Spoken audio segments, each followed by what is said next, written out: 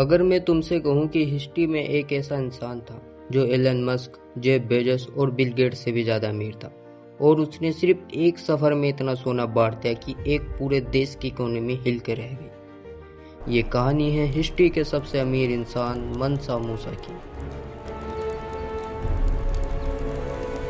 आज से लगभग 700 साल पहले अफ्रीका में एक बहुत बड़ा और ताकतवर राज्य था जिसका नाम था माली एम्पायर।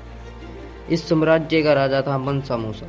उसके पास इतनी दौलत थी कि आज भी एक्सपर्ट उसकी कुल संपत्ति का सही अंदाजा नहीं लगा पाए। कई लोग उसे हिस्ट्री का सबसे अमीर इंसान मानते हैं, लेकिन वो इतना अमीर कैसे था?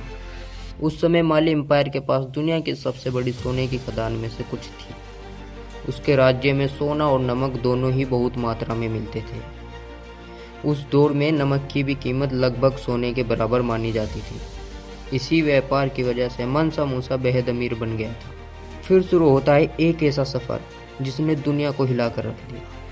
साल 1324 में मनसा मूसा मक्का की यात्रा पर निकला, लेकिन ये कोई आम यात्रा नहीं थी। उसके साथ हजारों लोग थे। कई ऊँटों पर सिर्फ सोने के थैले लदे हुए थे। जहाँ जहाँ से उसका काफिला गुजरा, लोग देखते रह गए। जब मनसा मूसा मिस्र पहुंचा तो उसने गरीबों और जरूरतमंद लोगों में खुलकर सोना बांटना शुरू कर दिया। उसने इतना सोना दान कर दिया कि बाजारों में सोने की मात्रा अचानक बहुत बढ़ गई। कहा जाता है कि इसकी वजह से सोने की कीमत कई सालों तक प्रभावित रही। ये घटना आज भी हिस्ट्री की सबसे मशहूर कहानियों में से एक मानी जाती है। मनसा मूसा सिर्फ दौलतमंद ही नहीं था, उसने कई मस्जिदें, स्कूल और पढ़ाई के केंद्र बनवाए। टिम्बुक्तू नाम का एक शहर उसके दौर में ज्ञान और शिक्षा का एक बड़ा केंद्र बन गया। दूर दूर से लोग वहां पढ़ने आते थे। उसकी दौलत कितनी थी? आज अगर कोई पूछे मनसा मूसा के पास कितना पैसा था, तो इसका एग्जैक्ट जवाब किसी के पास नहीं है।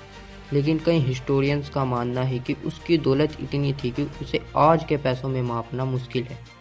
इसी वजह से उसे हिस्ट्री का सबसे अमीर इंसान माना जाता है। हिस्ट्री सिर्फ किताबों में लिखी कहानियां नहीं होती, कभी कभी वो ऐसे सच छुपा कर रखती है जिन पर यकीन करना भी मुश्किल हो जाता है, और मनसा मूसा उन्हीं सच्चाइयों में से एक है।